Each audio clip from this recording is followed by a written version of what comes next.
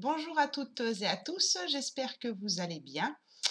Aujourd'hui, j'aimerais vous parler d'un sujet avec une démonstration pour que ce soit plus clair pour vous sur le fait que les mots peuvent blesser énormément, autant que les actes, euh, sur notre âme et notre cœur. Alors, excusez-moi si je bug un peu dans cette vidéo parce que c'est la deuxième fois que je la tourne et ça a buggé. Donc, j'espère que je ne vais pas me mélanger les crayons entre ce que j'ai dit la première fois et la deuxième fois. Puisqu'elles sont très spontanées, j'ai pas de notes. On entend beaucoup parler du pardon, que le pardon permet de guérir. On entend aussi beaucoup guérir de ses blessures. Bon. Oui, mais après, qu'est-ce qui se passe après?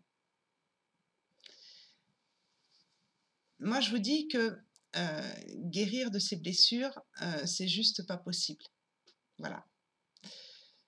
Pardonner, ça peut être possible, mais l'âme et le cœur gardent des traces de ce qu'on a vécu. Tous, en tout cas une grande majorité d'entre nous, ont entendu des mots blessants quand ils étaient petits ou petites, ou même à l'âge adulte. Dans ces mots, ça peut être bah, tiens, t'as une sale tronche aujourd'hui. Ce que tu dis, ça me plaît pas. Puis t'es mal coiffé. Plein de détails comme ça. Ou petit ou petite, qu'est-ce qu'on va faire de toi? Qu'est-ce que tu vas devenir? Tout plein de petites choses comme ça. Des mots qui lancent des balles, qui lancent des flèches dans votre cœur, dans votre âme. Ce qui se passe quand vous entendez ce genre de choses ou quand vous vivez des expériences difficiles,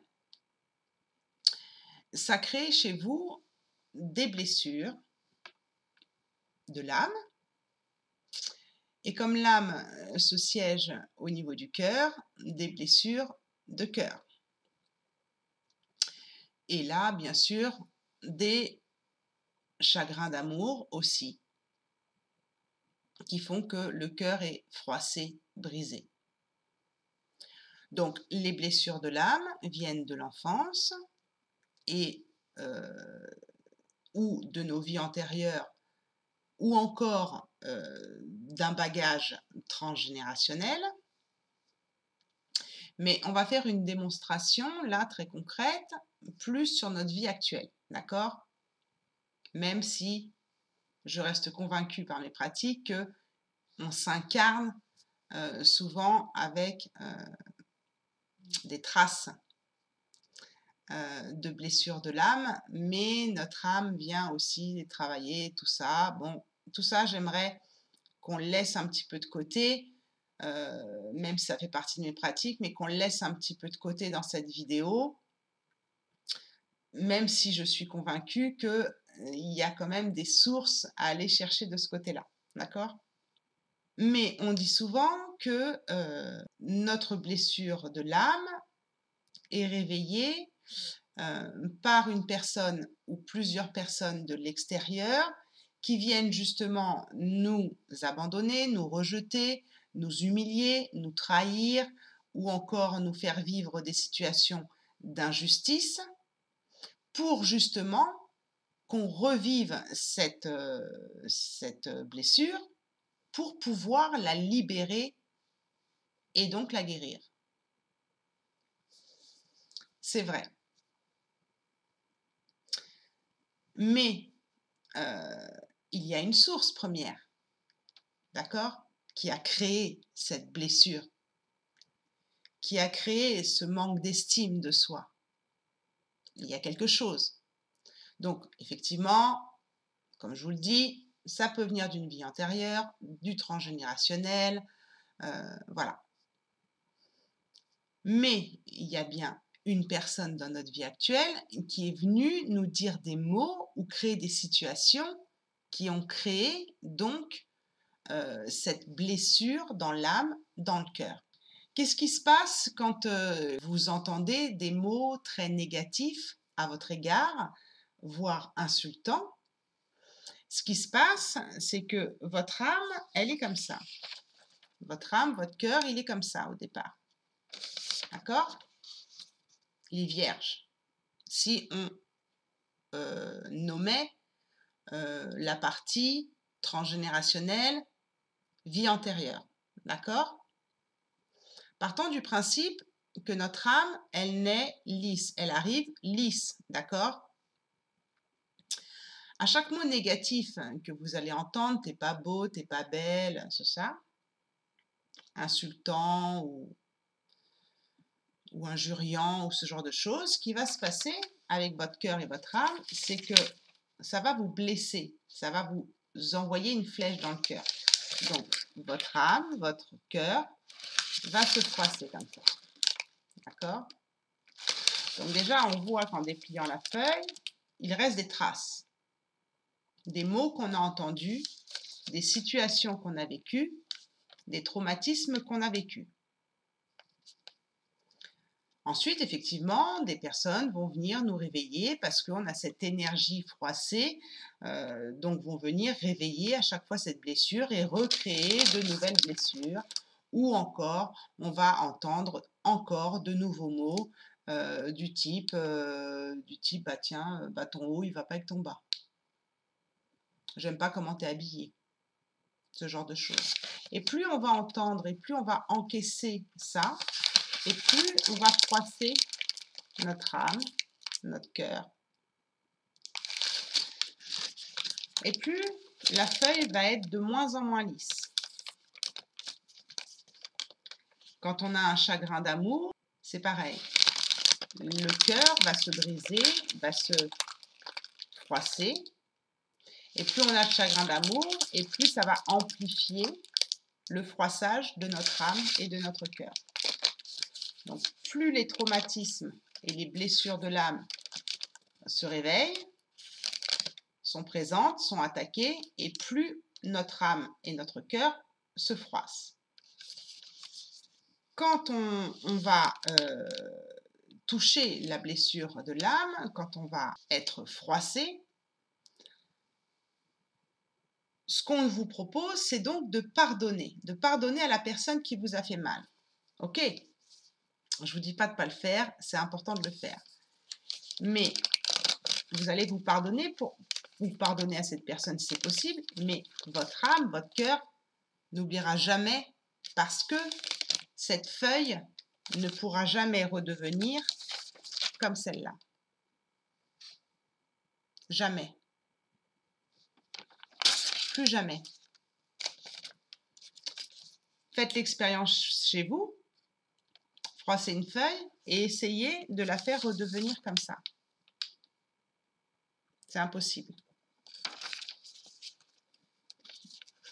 Donc, ce qu'on fait en thérapie, c'est qu'on va essayer d'aplatir au maximum cette feuille pour la rendre de plus en plus lisse, comme si vous mettiez, j'allais dire, un bottin téléphonique quand ils existaient encore, en tout cas quelque chose de très lourd, pour justement aplatir au maximum tous les plis, tous les froissements et toutes les cassures qui ont été faites dans notre âme, dans notre cœur, par ces mots pas sympathiques qu'on a entendus.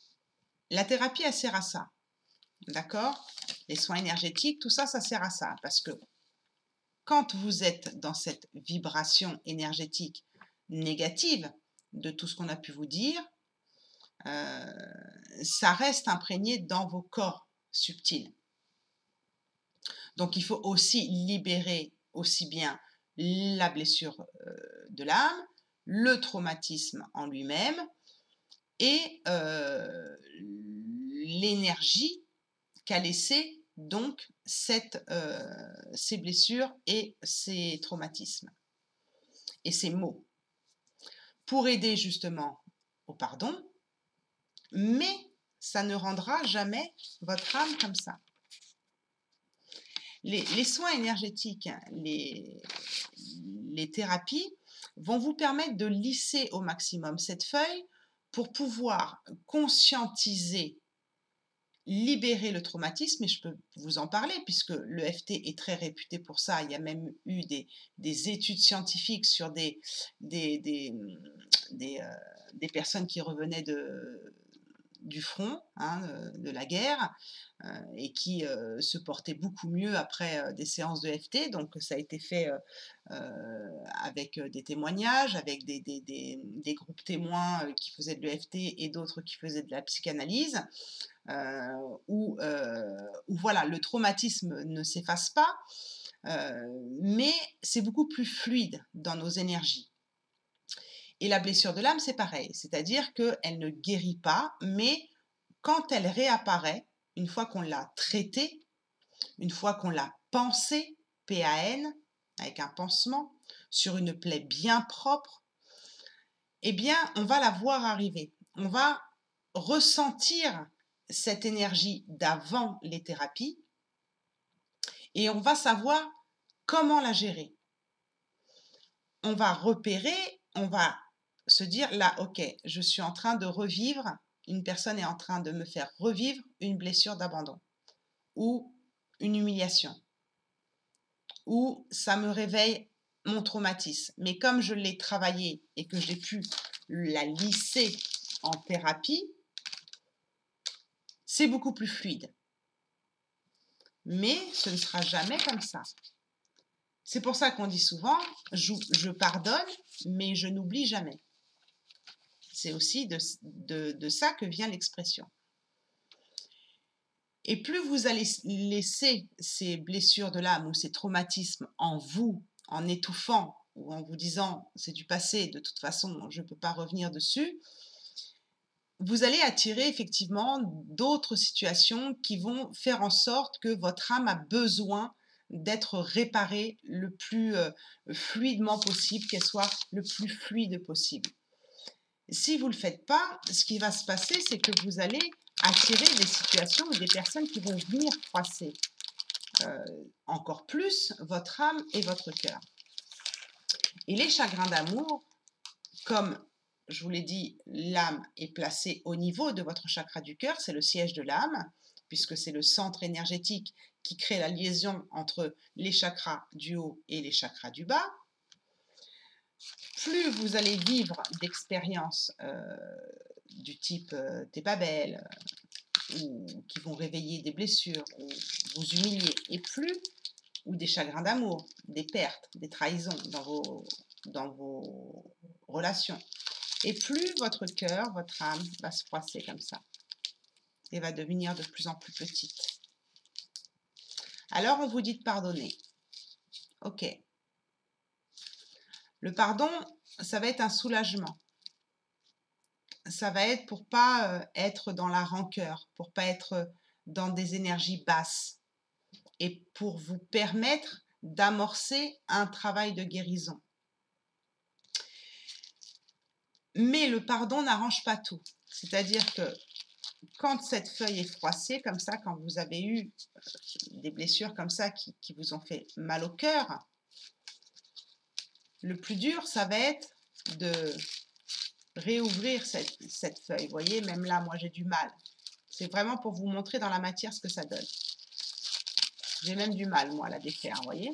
Le plus dur, ça va être de lisser complètement, mais jamais comme ça. Vous n'y arriverez pas. De réouvrir votre cœur. D'accord? On va essayer en thérapie de réouvrir votre cœur. D'accord?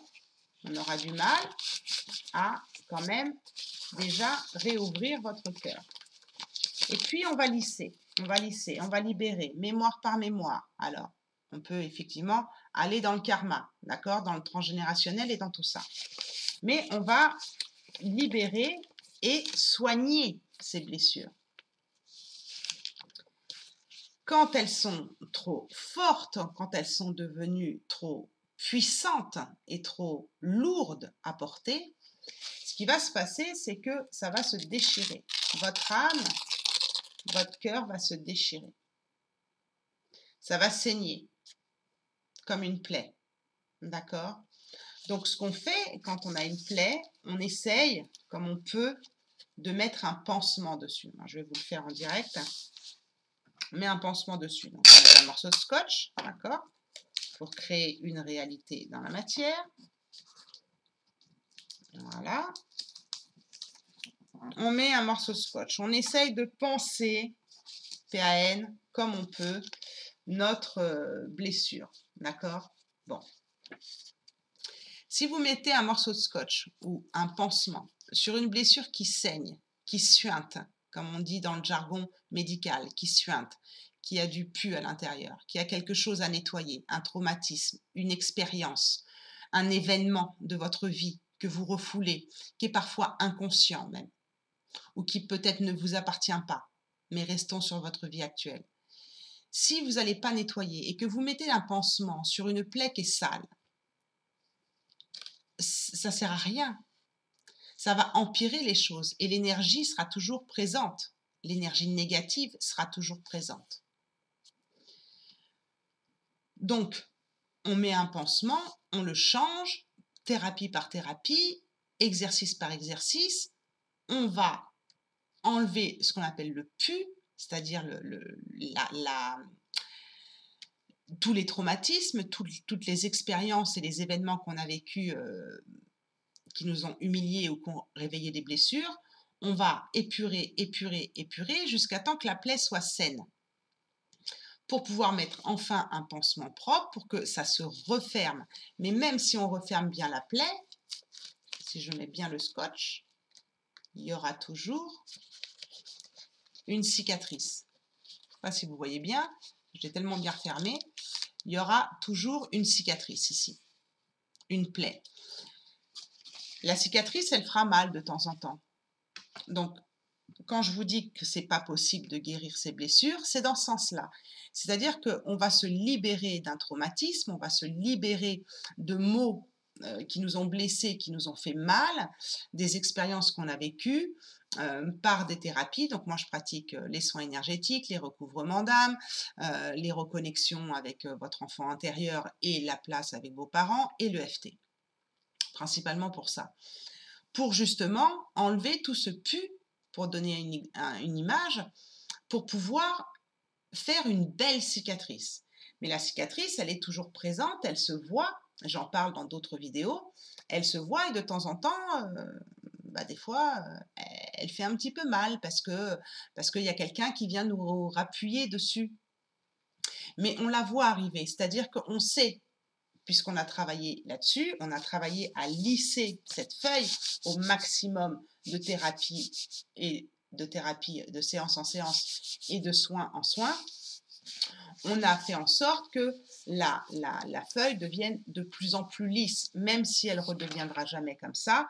On va faire en sorte que cette feuille, elle devienne de plus en plus lisse. Pourquoi? Parce que quand vous allez vous retrouver avec une cicatrice qui fait de nouveau mal, vous allez repérer la douleur, c'est-à-dire que vous allez la conscientiser, poser des mots dessus. C'est-à-dire, ok, là, cette personne, elle est venue me faire vivre une nouvelle expérience où je me sens humiliée, où je me sens abandonnée ou autre. Et là, je sais la repérer. Ok, je suis replongée dedans.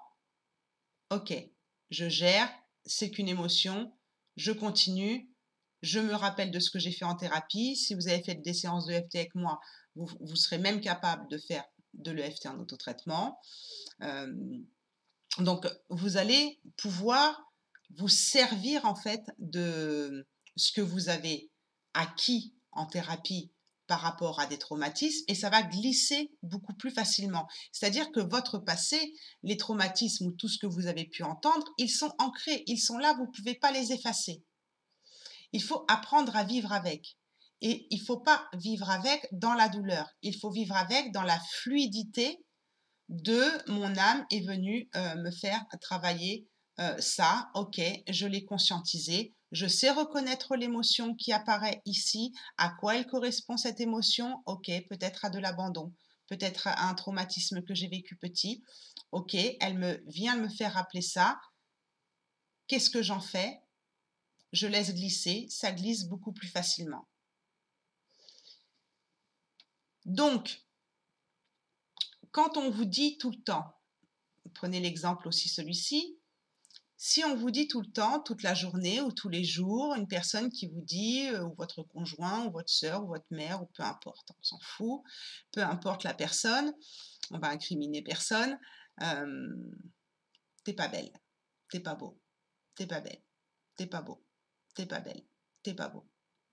Qu'est-ce qui va se passer dans votre cerveau? C'est que vous allez finir par y croire. Et donc le contraire aussi, hein, c'est-à-dire que quelqu'un qui va vous dire t'es belle, t'es beau, t'es magnifique tous les jours, ou même dans ses yeux qui va vous regarder avec amour, ça va changer votre vibration et ça va changer aussi l'estime de vous. Donc l'extérieur peut être un déclencheur de l'estime de soi et de l'amour de soi et de cet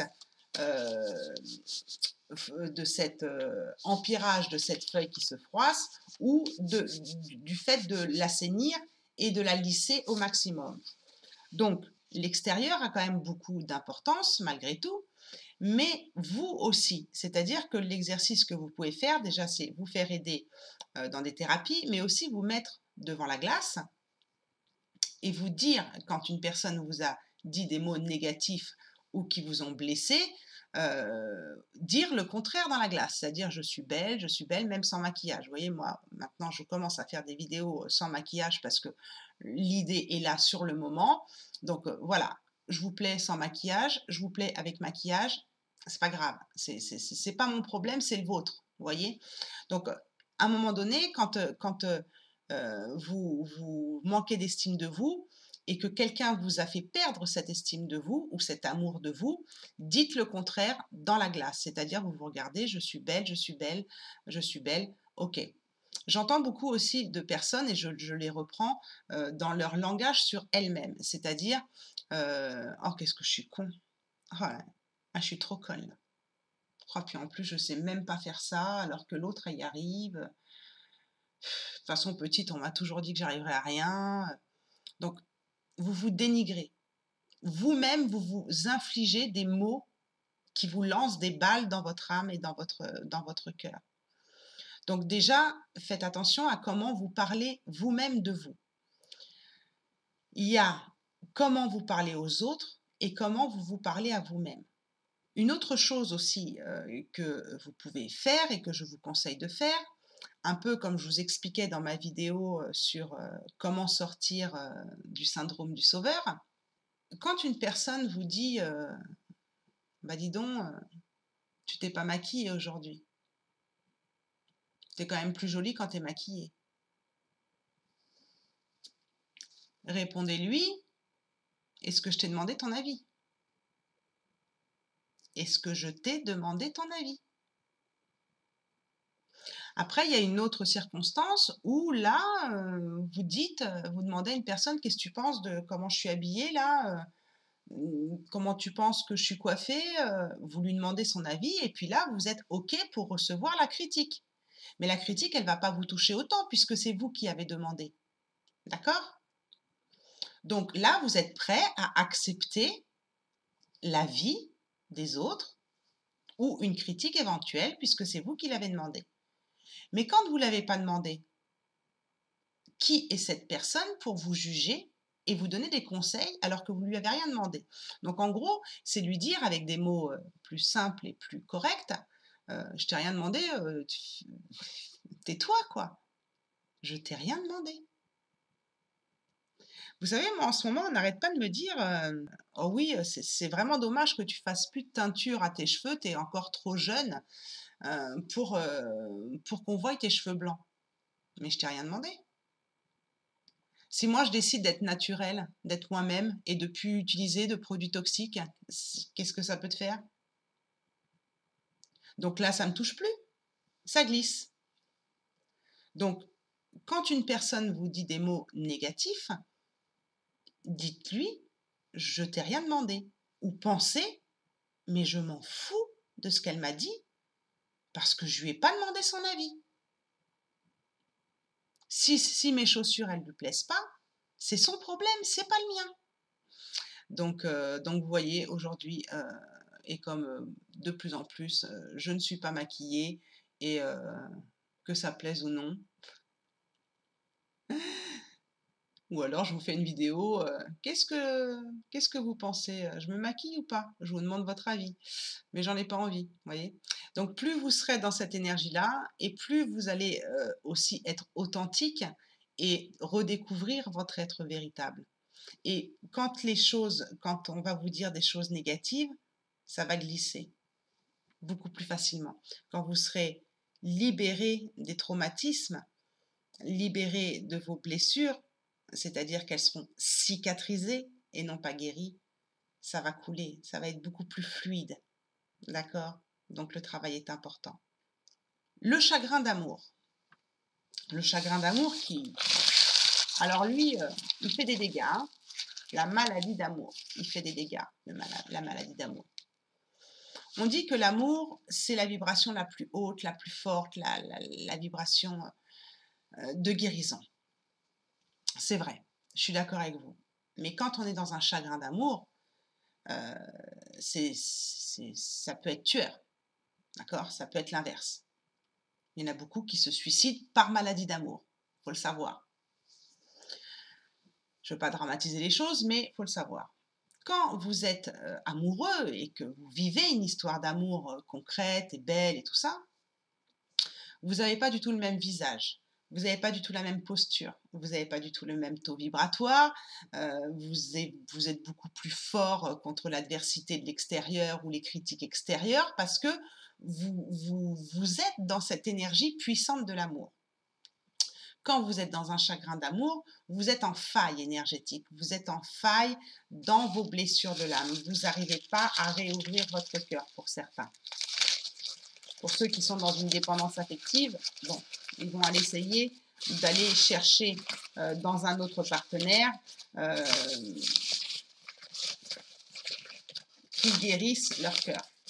Mais le cœur, après un chagrin d'amour, il est comme ça et il restera comme ça. Une autre histoire d'amour peut réparer effectivement le cœur. Mais c'est pas toujours le cas parce que il y aura toujours, en tout cas c'est pas toujours le cas, si des blessures d'humiliation, de trahison et tout ça, toutes ces blessures de l'âme n'ont pas été complètement guéries, d'accord? Mais il y aura toujours méfiance, méfiance de l'autre, méfiance de vivre de nouveau cette blessure si on ne l'a pas complètement cicatrisée. Et une blessure de l'âme est liée à une émotion qui va nous guider justement dans notre vie, qui va nous guider dans notre comportement. Dans nos relations. Donc, c'est super important. Donc, j'espère que j'ai été claire dans le sens où, une fois que vous avez entendu, que vous avez été blessé par un traumatisme, par des mots qu'on vous a dit, répétés, ou que vous vous dites encore et répétez encore, voilà ce que ça donne. Et jamais ça ne redeviendra comme ça. Ça pourra se lisser à fur et à mesure des soins, à fur et à mesure des séances, à fur et à mesure de ne pas garder les choses pour vous. Bien sûr que ça pourra lisser pour que ça glisse mieux et que vous puissiez vivre avec sérénité. Même s'il y aura toujours des personnes qui viendront appuyer là où ça fait mal. Mais ça fera beaucoup moins mal parce que vous aurez lissé cette feuille. D'accord? Même si elle ne deviendra jamais aussi lisse qu'auparavant.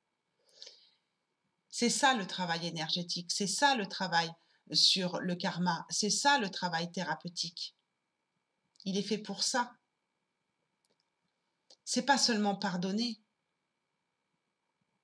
Donc bien sûr que le pardon il est important, comme l'Ho'oponopono, je t'aime, je suis désolée, pardonne-moi s'il te plaît, merci.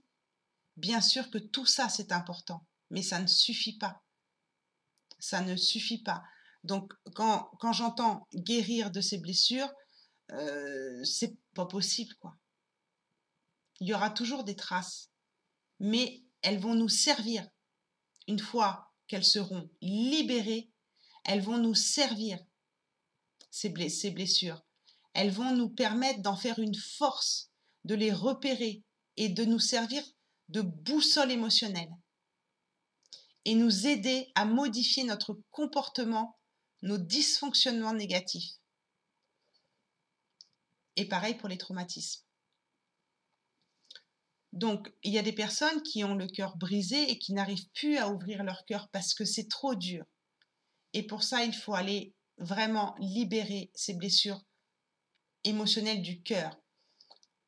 En ce qui concerne les flammes jumelles, c'est très très difficile parce qu'on est dans un binôme énergétique. Donc, il y a vraiment l'énergétique qui est liée en plus au corps physique, à l'amour, du sentiment amoureux, mais aussi de ce binôme énergétique qui peut-être ne se reconstruira jamais, mais le lien restera.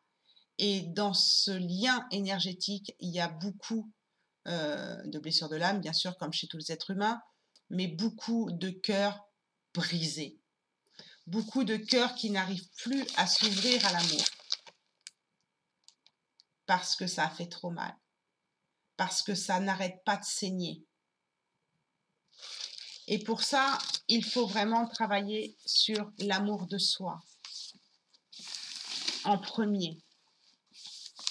Parce que ça vient de blessures qui nous ont fait perdre justement l'amour de soi.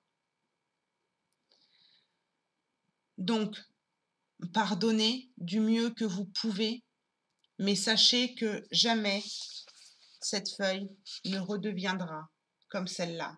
Jamais. Et c'est dans ce sens-là où je dis qu'on ne peut pas guérir de ces blessures. Par contre, on peut s'en libérer et vivre avec et s'en servir d'allié, de boussole. Si vous avez des questions à ce sujet, si vous avez besoin d'informations supplémentaires, n'hésitez pas, les commentaires sont là pour ça, pour qu'on communique entre nous. Si vous voulez me contacter pour l'un de mes services, donc recouvrement d'âme, puisque l'âme peut être aussi fragmentée suite à des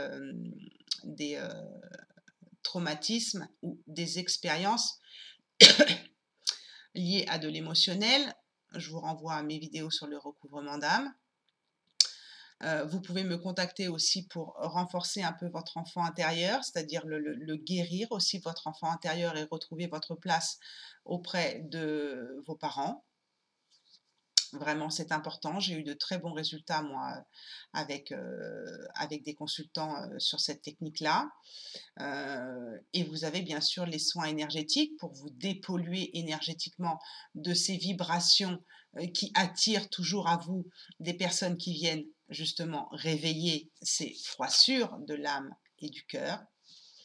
Et vous avez bien sûr l'EFT, où là, on va au maximum essayer de trouver la source primordiale du trauma, de la blessure, de ce qui a froissé votre cœur, et votre âme, ou alors y aller petit par petit, expérience par expérience de blessure parce que votre âme n'est pas prête à aller directement à la racine. Donc voilà, vous pouvez me contacter pour ça. J'espère que j'ai été un peu plus claire quand je m'exprime sur le fait que nos blessures de l'âme ne peuvent pas être guéries. C'est un mot qui me dérange, et le fait qu'on dise pardonnez, vous allez guérir. Ça aussi, ça me dérange parce que ça ne suffit pas. Voilà.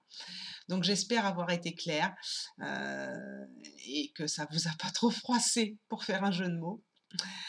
En tout cas, je remercie les personnes qui sont nouvelles sur ma chaîne et puis celles qui me suivent depuis très longtemps maintenant. Je remercie aussi toutes les personnes qui auront envie de s'abonner sur ma chaîne. Vous êtes les bienvenus d'avance. Et puis, merci aussi pour vos likes, parce que c'est l'algorithme de YouTube, bon ça tout le monde le sait, mais c'est aussi une sorte de reconnaissance, un donner et recevoir pour nous les youtubeurs, comme on dit. même si je suis plus psycho-énergéticienne que youtubeuse, mais bon, j'aime vous partager des choses pour vous aider. Donc, c'est aussi un retour de donner et recevoir par le biais de vos likes pour le travail que je peux faire dans mes vidéos. Je vous embrasse tout plein, je vous fais plein de gros bisous. N'oubliez pas que la personne la plus importante, c'est vous. Prenez soin de vous pour mieux prendre soin des autres. Faites attention à ce que vous dites aux autres. Faites attention à ce que vous dites à vous-même, à ce que vous vous dites à vous-même. Et faites en sorte qu'on ne vous inflige plus de mots qui sont comme des flèches dans votre âme et dans votre cœur. Je vous embrasse de tout mon cœur et de toute mon âme. Ciao, ciao.